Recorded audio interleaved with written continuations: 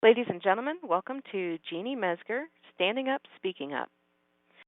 It is now my pleasure to introduce our first presenter, Jeanie. You may now go ahead. Thanks, TJ. Good afternoon, everyone. I want to thank you all for being here, or I guess here, there, and everywhere. And I want to thank NARSOL for inviting me to speak. I hope my experience gives you something to think about as you consider projects your groups might undertake. I am going to talk about actions Nebraskans Unafraid has taken over the last year to promote our cause, what our approach was, how things worked or didn't work. Nebraska used to have a registry where registrants filled out a postcard once a year, sent it in, and nobody was listed on the internet. In 2009, when the Nebraska Legislature was considering LB 285, a bill that would bring the state into some compliance with the Adam Walsh Act, opponents got together to work against that bill. The bill passed, the registry was posted on the internet, and thanks to the magic of retroactivity, those who were already done with their registry time were put back on. After serving the sentence given them when their case went through courts, people had rebuilt their lives, rebuilt relationships, and were doing well. With LB 285, with the passage of 285, their crimes were suddenly exposed to their communities, and jobs were lost, businesses failed, relationships suffered, and all the predictable consequences of public exposure. Nebraskans Unafraid came out of that angry mess. We have a three-pronged approach.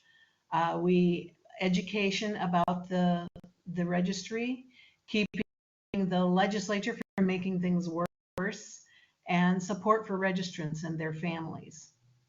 We started our first Fearless support group 6 years ago, and now we have 2 groups in Omaha and another one in Lincoln. We modeled our support groups after the groups that Texas Voices has had for years, and we named our groups Fearless because that's the way we want to live. We should all be able to live without fear.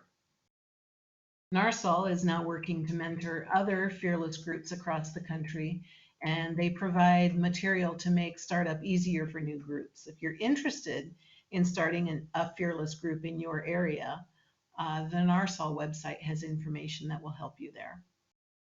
So Nebraskans Unafraid has been largely about support, but over the last couple of years, we've started to build muscle. We are seeing opportunities and acting on those opportunities where we can speak out more forcefully on behalf of registrants in our state. And I'll just say that seeing the opportunities is something that I think that we do a lot, and then we don't act on them. So it's the acting on those opportunities that we're going to talk about today.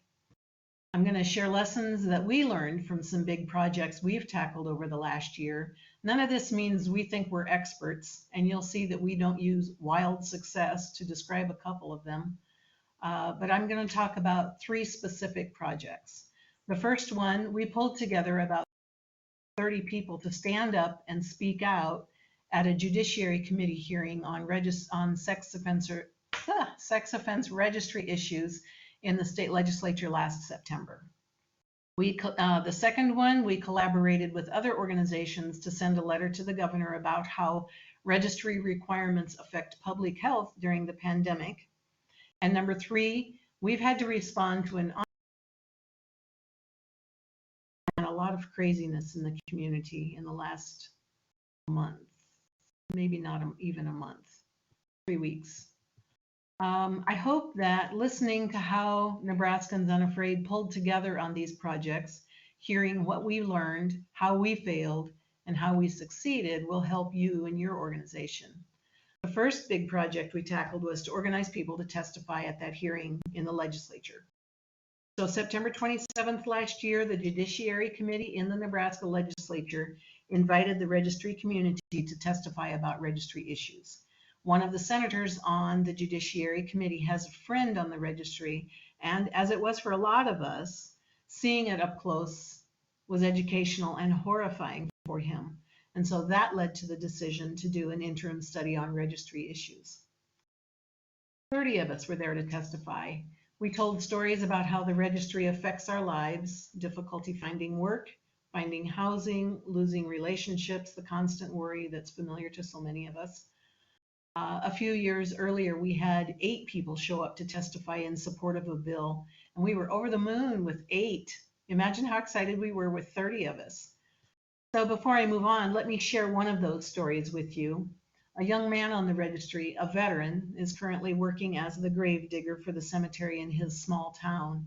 He wanted to open a coffee shop, so he struck a deal with the local minister to buy property on Main Street. When he was at the bank to work out details for the loan, I'm going to switch over and quote from him now. The vice president of the bank was so outraged at the thought of a sex offender owning business on Main Street, he took it upon himself to go over to the seller's house and confront them face to face. The sellers are husband and wife, both ministers, and this man, who doesn't even know me, went over there and told them about me. Then he said, "You're selling to a sex offender. The coffee shop will not be supported, and your name and your ministry won't be supported." And as a last resort, he commented that he and some other men would come up with the money to keep the property out of my hands. That's the end of the quote.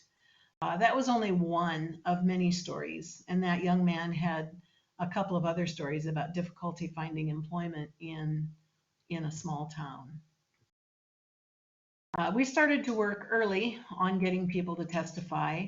We first heard about the hearing in June. We announced it at Fearless in July. We sent emails to tell the registry community about the hearing and why we needed to take advantage of this opportunity. We sent emails to therapists and counselors, re-entry organizations, lawyers, and mental health organizations asking them to testify also. A few of us met with a couple of state senators in August to discuss the upcoming hearing. Both of the senators were sympathetic. The Judiciary Committee is generally more progressive than the rest of the legislature, so we knew that we would be testifying in front of a largely sympathetic audience. We held 4 prep sessions before the hearing, in the month before the hearing. It helped people to hear what someone else was going to say. The ones who were prepared read their testimony, and we gave some feedback, and mostly we gave encouragement. Others then wrote their testimony and were ready for the next prep session. One of the challenges was to keep each person's testimony under 3 minutes. Other people helped gather the testimony. Ken and Ellen Ackerman host a dinner every Wednesday night for people on the registry in their home. So Ellen took advantage of that time and worked with people there to write testimony, and they pulled some really good testimony out of that group of people. Some people submitted written testimony, emailing it to the Judiciary Committee. The committee chair told me that he had several emails from people who asked him not to put their testimony on the record. In some ways, hearing that fear of exposure in the emails was a testimony of its own. We arranged for carpooling and sent a final email with instructions about routes and parking. And then we were in Lincoln, and we filled the hearing room, and we were the only ones there to testify except for a representative from the Attorney General's office. And his testimony was very brief. He said, "We'll work with you on changing some legislation." That's exciting to hear, but he also included in that an acknowledgement that they want to make sure that there still is a registry, that there are some people that he still wants on the registry. We'll see how that works out. So what came out of the hearing? It was an interim study, so there was no bill to oppose or support. We know that some senators are aware that changes must be made, aware that the registry is a terrible idea.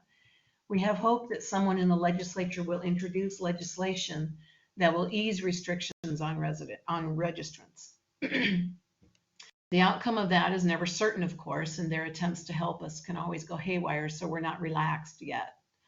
The best thing that came from the hearing, though, was seeing people walk up to that microphone in the hearing room, deliver their testimony, and walk walk back to their seats glad they glad they stood up and spoke out. The next time we need to show up for another hearing, we have a bigger pool of people who have confidence in the power of their voice. We had some advantages that helped us organize the turnout for the hearing. First, Nebraskans Unafraid has had a website for years, so people are accustomed to going there for information. That website has a blog, and we use it to communicate with the registrant community about the upcoming hearing. The gentleman who maintains the blog puts up several blog posts a week, and visitors to the website can sign up for email notifications for each new blog post. We make sure that all 49 senators are on that email list, and we track who opens those emails. Nebraska state senators are well aware of our organization, and they know we're watching what happens in Lincoln. Second, we have 3 monthly fearless meetings here in Nebraska. As I said before, we have found that supporting registrants and their family members is an essential part of organizing. While not all people who come to fearless meetings end up writing letters to legislators or meeting their state senators or testifying in committee hearings, many do. Coming to meetings lets people meet others like them, talk about their problems and their solutions. Once they have a place where their voices are welcome in Fearless, it's more likely that they will speak out in other settings. Excuse me. Third, some people associated with Nebraskans Unafraid have worked to develop relationships with people in the legislature by going office to office, introducing themselves to staff members, giving a brief explanation of our interests. When you do this, if the senator is unavailable to talk to you, do not discount the value of talking to staff members. They often hold information for the senators because senators can't keep up with every issue. You'll be surprised to hear some of them acknowledge that they know somebody on the registry and that they're already aware of problems. In Nebraska, our 2 main disadvantages. Number 1, we're up against a law and order governor who poses a substantial barrier to passing legislation that doesn't feel like law and order to him. And number 2, we're currently up against a groundswell of really ugly talk about people on the registry, and we'll talk more about that in a little bit here. So we count this project as a success. It was an interesting couple of months there while we worked on it, and we learned some lessons. And among those, we learned that the registrant community trusted us when we asked them to stand up. I believe this came from the relationships built over the years. Networking, even within Nebraskans Unafraid, counts. You may want to count the number of times I use the word networking, because I'm firmly convinced that that is key to the success of almost anything we do. So our prep sessions pulled people together. We tried to make sure that no one felt alone in speaking out. And practice helps. When people are not accustomed to speaking in public, practicing their talk is going to help them feel very comfortable. Organizations that we know have something at stake with the registry, the autism support groups come to mind, didn't respond to us at all. I guess that means we will have to find ways to connect with them. Again, networking is key. Our second project was a letter to the governor. During the pandemic, registrants were still traipsing in and out of sheriff's offices across the state to update the registry. Enormous numbers of people lost their jobs during the pandemic, which increased the number of people who needed to report changes in employment. The governor had instituted public health measures across the state that required social distancing, staying home except for essential business, and yet registrants were not allowed to do that. We wanted to speak out and draw attention to that fact. We have 93 counties in Nebraska, so that means 93 sheriff's offices. Not all of them are as busy as the 2 most populous counties, Douglas County and Lancaster County. But the in and out traffic in sheriff's offices still matters to people who are on staff in those offices, and it matters to registrants and to their family members. It matters to the community at large. So Nebraskans Unafraid partnered with the Nebraska Criminal Defense Attorneys Association and with a local reentry organization called Reconnect Inc. to send a letter to the governor asking for a suspension of in-person reporting for the registry. A letter sounds simple enough, but we wanted co-signers. We wanted the governor to hear from more than just Nebraskans Unafraid. This was a huge amount of work. I did most of the work myself, but next time you better believe I'll be calling for help. I did not expect it to be so much work. A letter drawing awareness to a situation where thousands of people are required under threat of a felony charge to ignore public health measures during a pandemic seems like a no-brainer. The surprise was that public health people were uninterested. That may be overstating that, but it turns out that public health officials are hard to reach in the middle of a pandemic. Only a couple of them responded to us. Many of them are in appointed positions, so they're driven at least partly by political concerns and are unwilling to speak up when it seemed we were talking about something outside their bailiwick. I thought we were talking about public health. They seemed to think we were talking about a legal problem, and I didn't expect that. I thought the public health people would be all over this. So another surprise, things were moving very quickly until I got help. Once I found an attorney who said he would write the letter for us, things slowed down. His office got very busy, and then there was the problem of getting physical signatures. I thought we could just sign the letter with the organization name or with scanned signatures. But after all, during a pandemic, everyone should understand that running around from office to office to gather signatures is not a wise idea. So we finally managed to get the signatures we needed.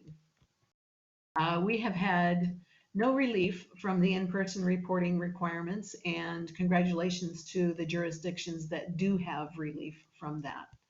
Although we did make contact with people who were glad to learn about us, I don't really count this project as a success. Lessons learned in this: don't go it alone. Don't go it alone. Form a small group, develop a message that all members of the group will use consistently. Start calling, start emailing, start gathering names of people to talk to, start collecting names of people that you can ask who to talk to.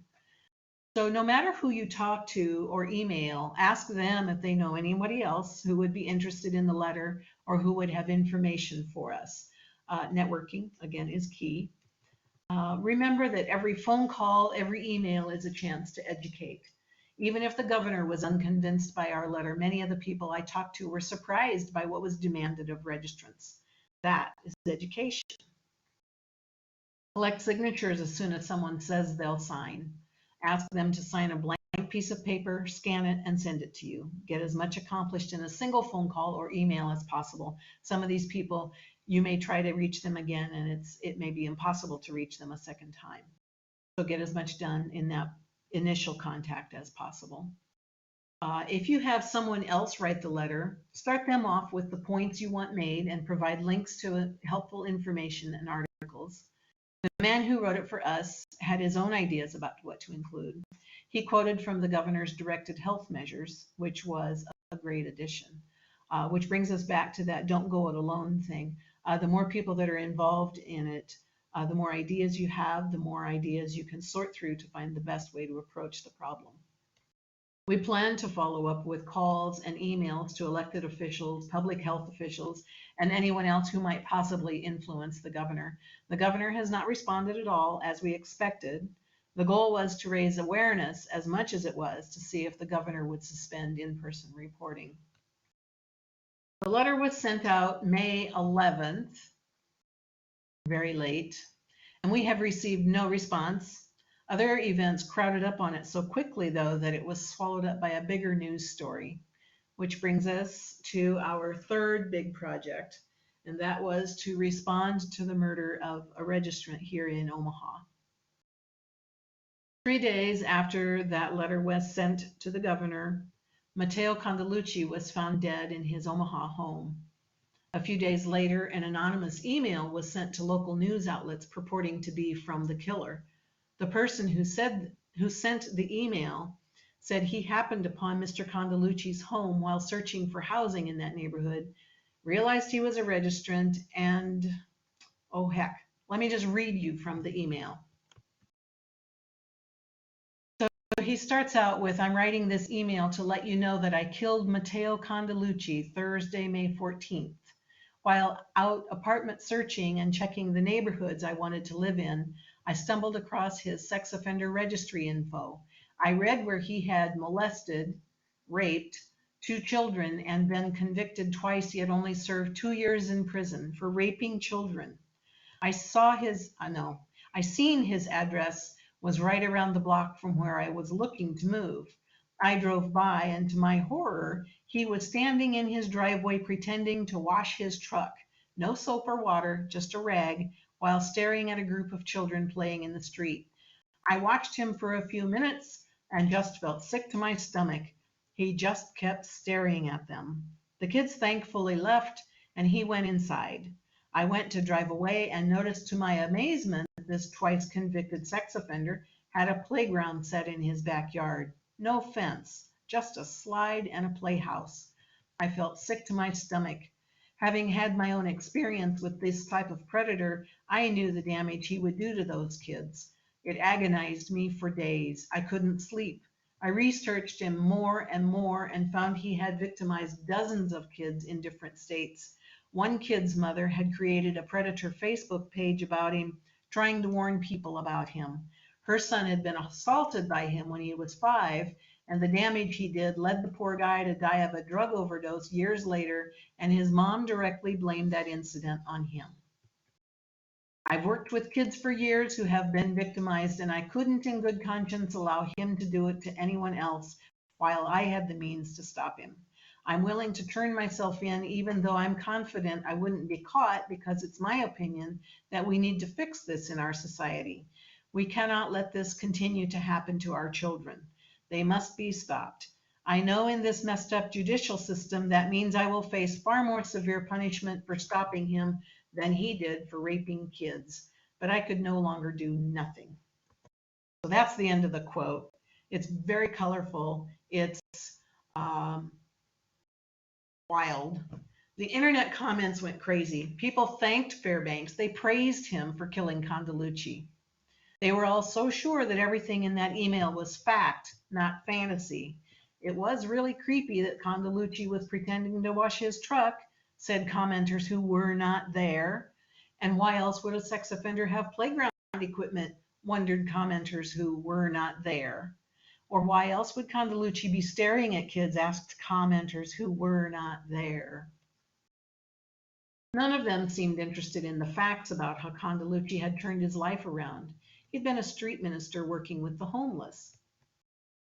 The predator Facebook group Fairbanks saw was started in 2016 by the mother of Condalucci's first victim, the 5-year-old. Her son, the 5-year-old, now grown up, a corrections officer, died in 2017 of a drug overdose at the age of, I think it was 29. The Facebook group was named Matt Condalucci Predator, but after a couple of days after Fairbanks was arrested, she renamed it Free James Fairbanks. Fairbanks' ex-wife was interviewed, and she talked about what a good man he is and how he's always been protective. She talked about how he used to work in corrections and how it bugged him that sex offenders always reoffended. Then a reporter uncovered their divorce records, in which it was recorded that she took out a protection order against him, not once, but twice. Condalucci's daughter was interviewed, and she said she was glad he was dead.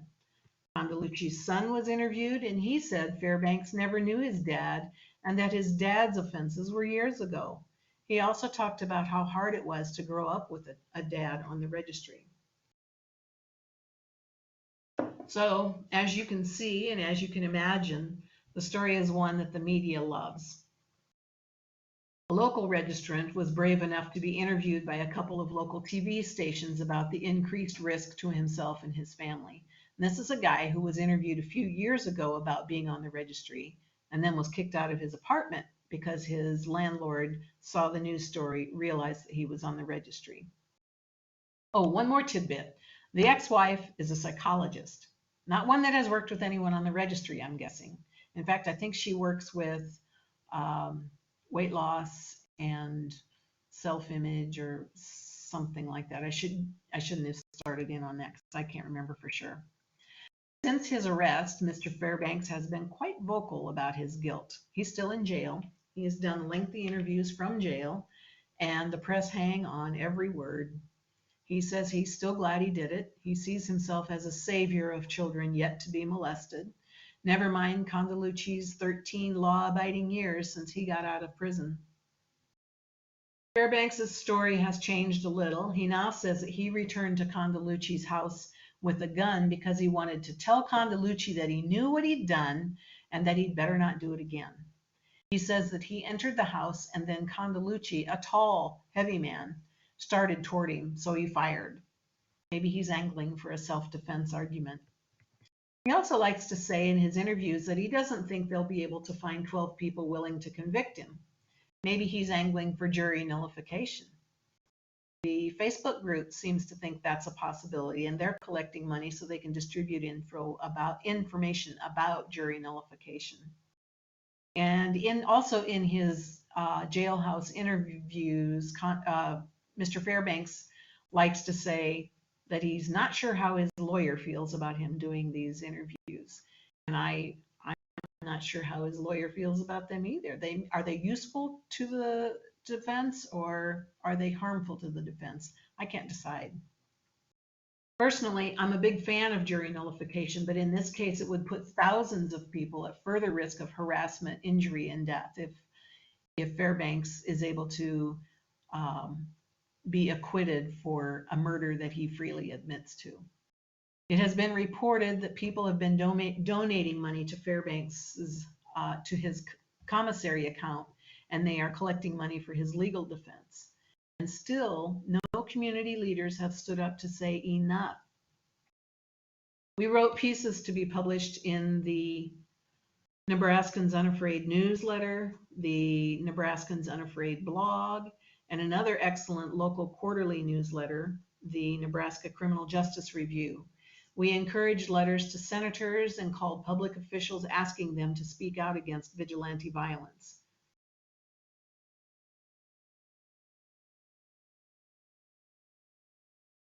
Nebraskans Unafraid stuck to our main points in these pieces that we wrote. Number one, we are not asking for sky-high bail. We are not demanding a harsh sentence for James Fairbanks. We call for justice. Number two, vigilante violence is wrong and there is no such thing as vigilante justice. Celebrating a murder and encouraging violence toward registrants is wrong. Number three, Fairbanks deserves due process and the presumption of innocence. People who have been through the criminal justice system knows how easily it goes wrong.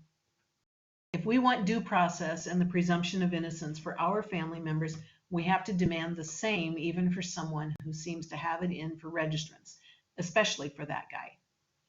Number four, a government that can and has put a large group of people in danger by publishing their addresses is a government with way too much power.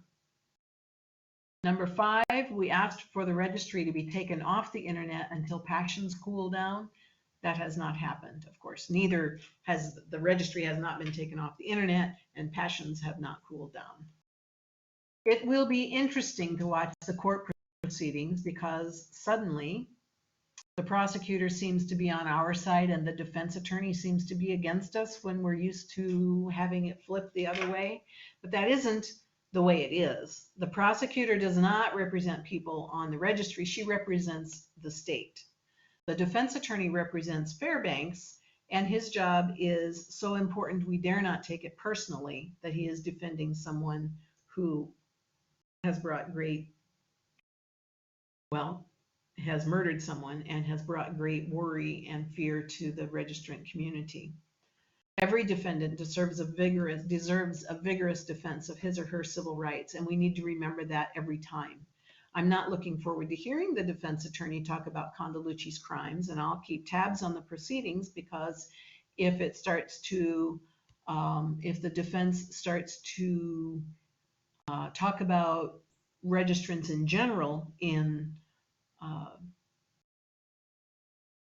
in derogatory terms, we need to be able to speak up then. So has anyone spoken out against vigilante violence? Only sort of. The local daily newspaper, the World Herald, the Omaha World Herald, published an editorial. They said vigilante justice is bad, but so are those sex offenders. The opening sentence kind of gives you a good idea of what the rest of it is like. It says, quote, "No, we don't take the law into our own hands and go kill people, even if they are demonstratively reprehensible human beings," end quote. It was not a good editorial. We published a response to it on the NU blog. So far, it's hard to say what the result of our efforts will be.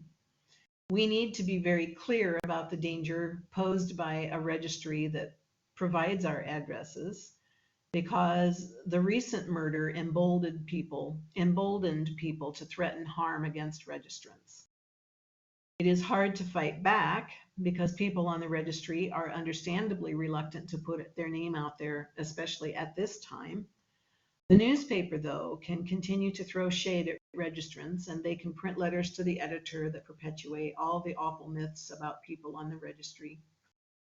In the meantime, we just heard from somebody who has a family member at a halfway house here in town, and that there is someone at the halfway house, and I wasn't sure if it was more than one person or if it was one person, who was threatening people who are residents of the halfway house, but are also on the registry. And the threats are very colorful, very dramatic, and very scary. So all of that comes from a community that is indulging themselves in celebrating the death of Mr. Condalucci, and indulging themselves in believing that they know what actually happened. So our efforts to convince community leaders to stand up and condemn the celebration of a murder and the increased danger to registrants might be a failure, but so far I count our consistent message as a success. So what helped us in all of these efforts? I feel like I'm speeding through this.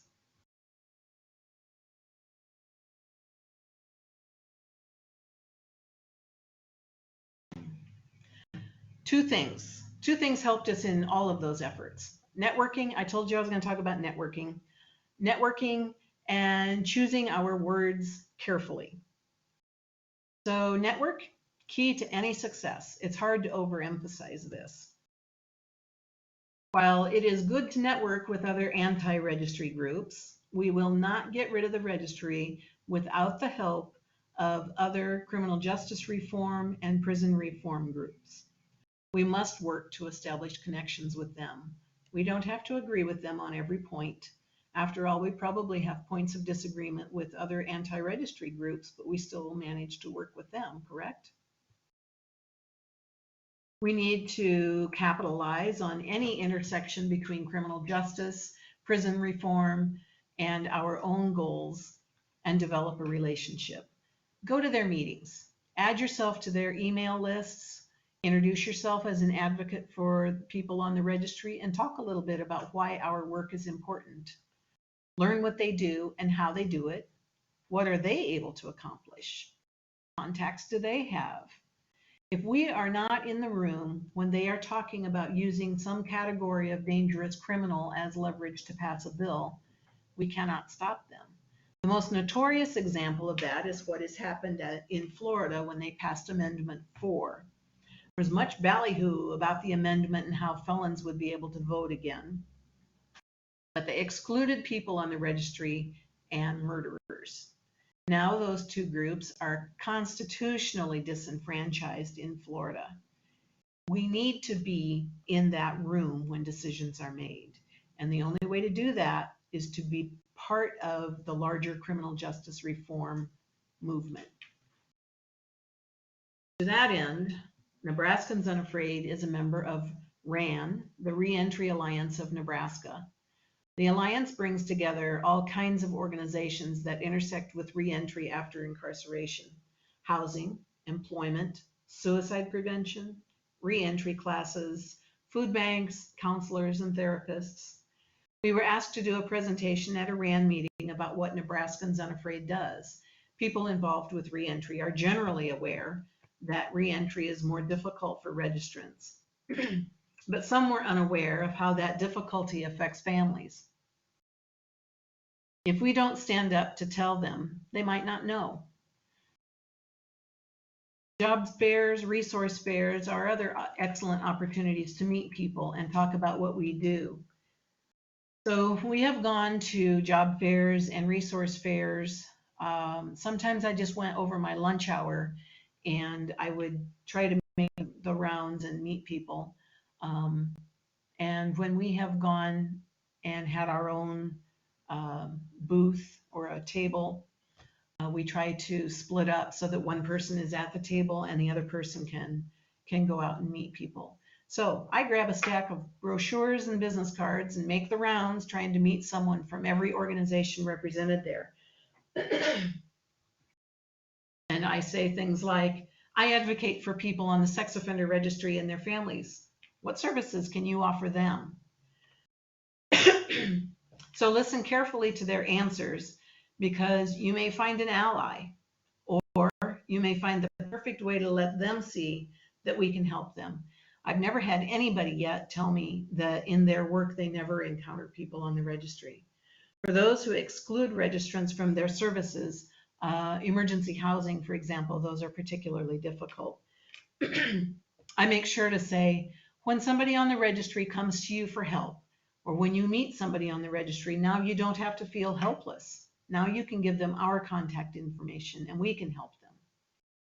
So going around table to table and meeting people has been interesting. I went to a resource fair and I met, the tables are sort of grouped. So I went to one table and it was for suicide prevention, and so I picked up their information. And the next table was suicide prevention too, and I almost went on to the next table, but instead I talked to the woman at the table and I said, my usual thing, I said, I advocate for people on the sex offender registry, and I also know that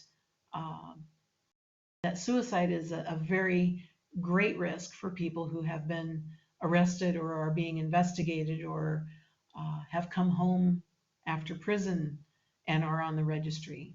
And she grabbed my hand and she said, my husband was under investigation. I can't remember how many years ago, 5 years ago, I think. My husband was under investigation for a sex crime and he shot himself. So her husband's story is what got her into her line of work now, trying to do suicide prevention.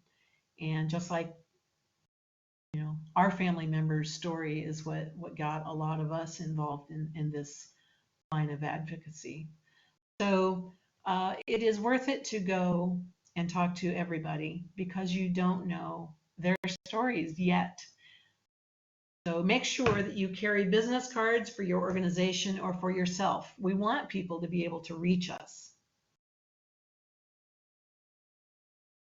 So the second thing that was helpful in all of our efforts was our determination to speak carefully while we're talking about registry issues. So anytime you're talking about registry issues, speak carefully. Consistent messaging matters, and your word choice matters. You want your message to come across clearly without letting your audience get sidetracked in their heads. The words you choose can send them on a mental wild goose chase during which they stop listening to you for a few sentences. So avoid using phrases and words that make them think of the worst possibility. So avoid using the phrase sex offender. That word is has become a trigger word. It is a word that means something that we all understand that is not correct. But a lot of people, they hear that word and they suddenly start imagining people washing their cars or pretending to wash their cars. It's a crazy thing what that word sex offender does. So do not use it. In fact, I tend to use the word sex offender registry only when I'm talking about the official sex offender registry. Otherwise, I'll say sex offense registry. So avoid using sex offender always.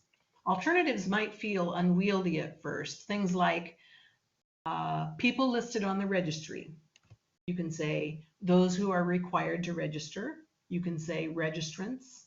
Alternatives, like I said, might feel unwieldy at first, but it doesn't take long until the extra words start to feel comfortable, and you will catch yourself every time you start to say sex offender. Don't use pejorative language even to explain who registrants really are. I've heard people say things like, well, they're not all perverts and pedophiles, or not all of them molest children.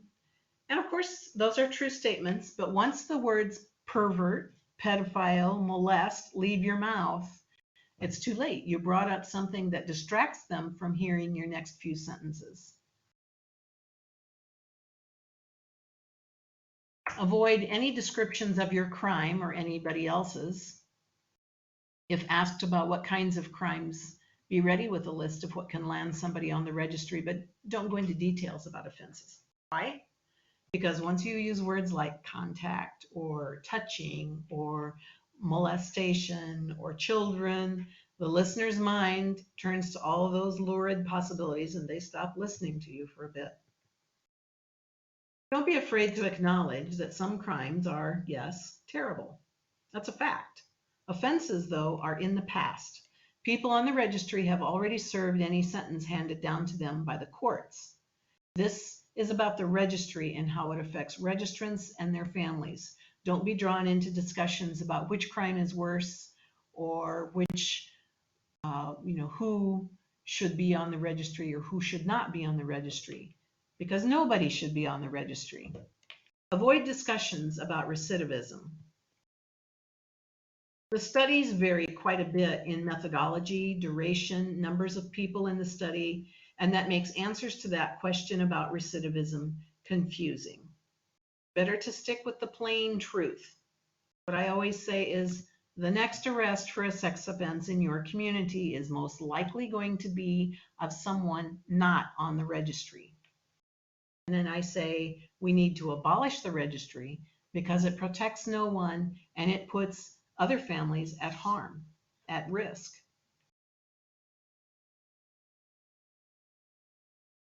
So do not categorize people on the registry. When we mention dangerous offenders or violent or nonviolent offenders, we have opened the door to the idea that some people do belong on the registry.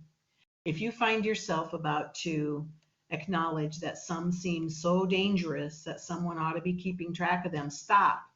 No family deserves to be on the registry. Repeat that. No family.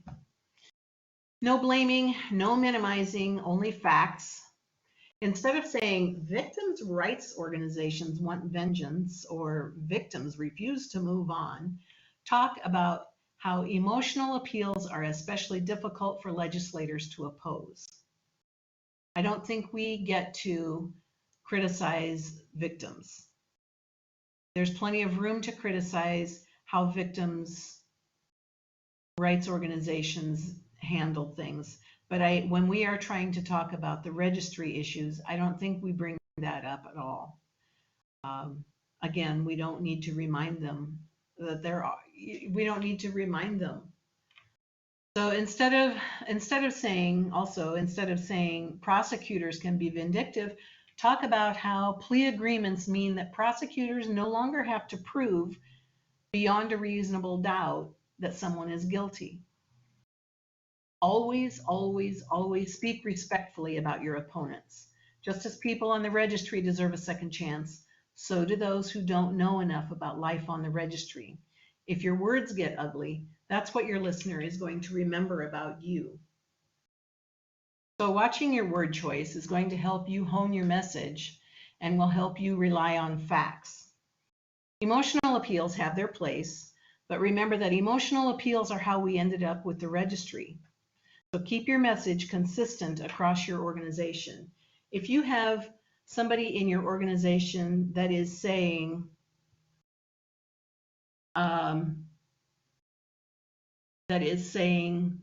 that we need a law enforcement only registry, or if they say, well, there are some people that probably still need to be watched. If you have that kind of information coming out from your organization, when your organization has an official stance that the registry needs to go away, your messaging then gets all bollocksed up, and it's hard to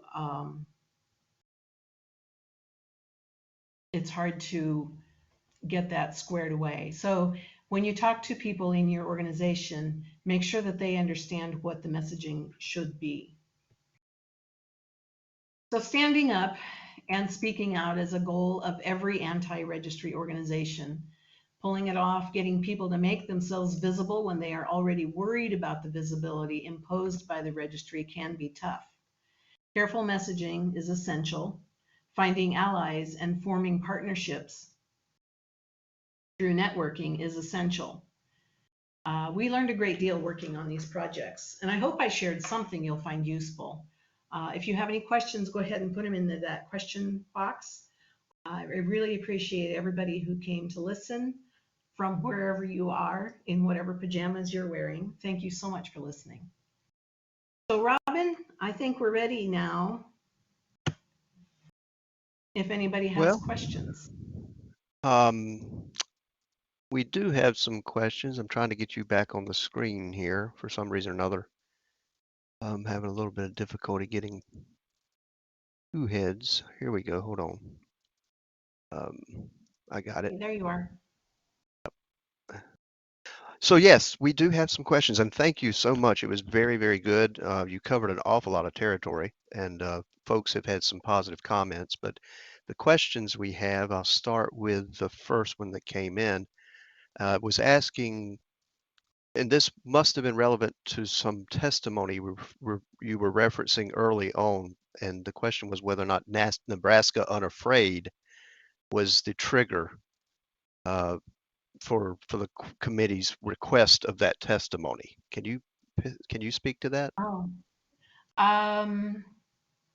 We may be partially, we stay in contact with the people in the Judiciary Committee through the year. So the person on the Judiciary, there was a senator in the Judiciary Committee who has a friend, and the last time that senator ran for election, he used that friend in one of his election ads. And somebody out there knew who the guy was, knew he was on the registry, and went to the candidate and said, "Did you know?" And so the senator did not know, but then he talked to his friend and found out what it's like to be on the registry, and he was appalled that that the government, that Nebraska would treat people like that.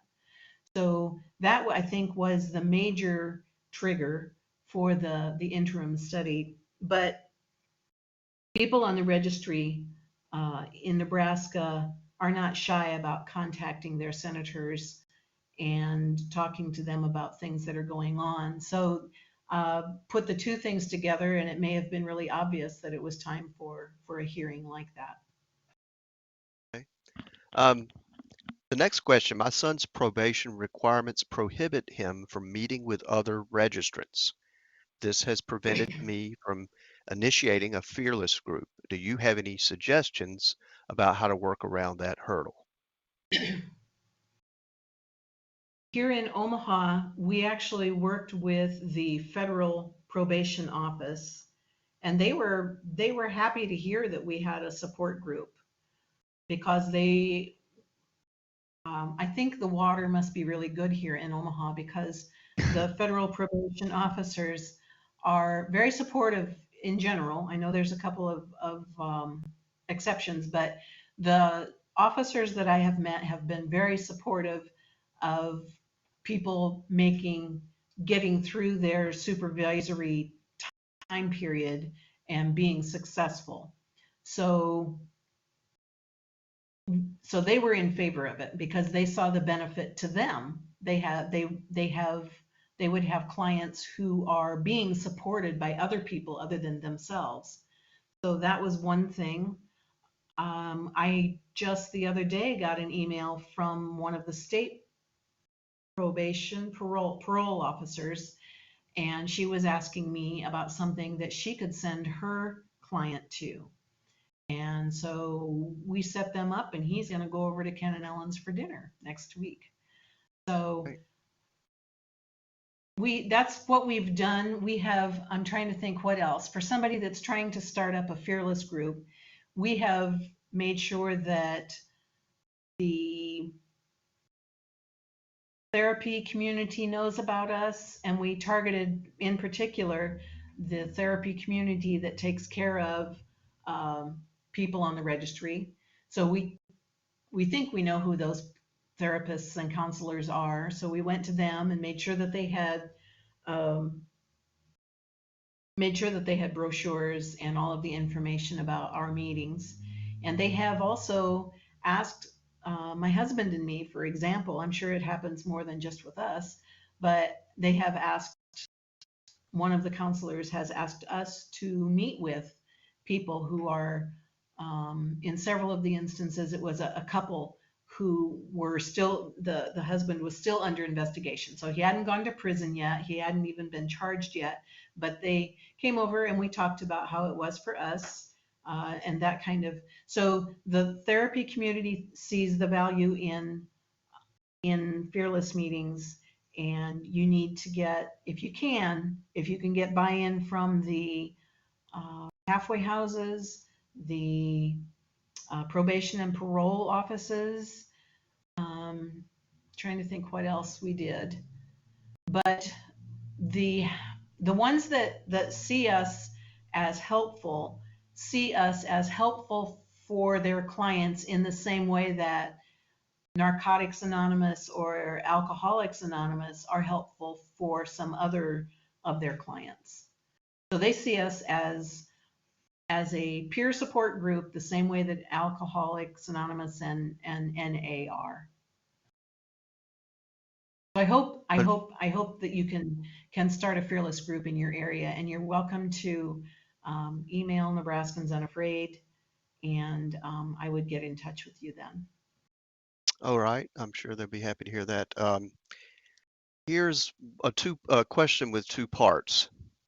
So I'll read the whole thing, and then you can figure out which of the two parts you'd like to take first. Do you see a parallel between the registry and the use of social media to shame people, such as the registrant who was murdered in Omaha? And do you think the Narsau community should lobby with Facebook and other social media groups to ban these types of pages?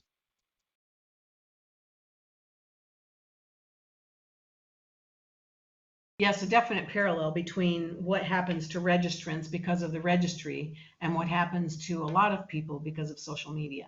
Did I answer? Rob, didn't Yeah. I get it right? Okay, thanks. Yeah. Yes, a definite parallel. What happens is terrible. It's mob. It's like a mob. When you go out, and I go on Twitter, and somebody's always angry about something that someone said, and they're trying to cancel. So cancel culture is a big thing now, and it's ridiculous because what they're doing is instead of saying, I disagree with you, this is what I think, they just say, you shouldn't disagree with me and you should go away. And that's a terrible way to carry on political discourse or any kind of discourse, for crying out loud. And as far as, what was the second part? Oh, should Narsal What we, work yeah, what we to, should do, yeah, what a Narsau community can do to lobby, Facebook and other social media groups to stop allowing these types of pages to even be put up. um, I don't think that Narsal should be telling Facebook what Facebook should allow on its website. That's a personal opinion, and I just don't think that telling people to shut up, even if it's people that are threatening us, I would much rather have those threats be visible than to think that everybody was told to shut up so much that they all went underground and now we don't know what they're saying. So I would much rather have Facebook just let everybody say what they want to say, and then I can block who I want to block. I can not look at what I don't want to see. I understand that it feels very dangerous when we look out there and we see crazy stuff being said about people on the registry. I know that it makes people feel very vulnerable. But just because we don't see those pages anymore, if Facebook took down every page that threatened registrants, that does not mean that people are not saying that. So I would keep that in mind. Being able to see the threats is more valuable than wondering if there are threats out there. And you know that there still are going to be. You cannot legislate, you cannot force people to stop saying ugly things if they want to say ugly things. Okay. We've got about 2 minutes left. The other question that seems relevant here was uh, somebody said there is not a fearless group in their area, and they're wanting to know, do groups around the country talk to each other? And is there a way they could find out what these other groups may be doing or accomplishing? You know, with the pandemic, everybody's doing Zoom meetings or some kind of conference call meetings now anyway.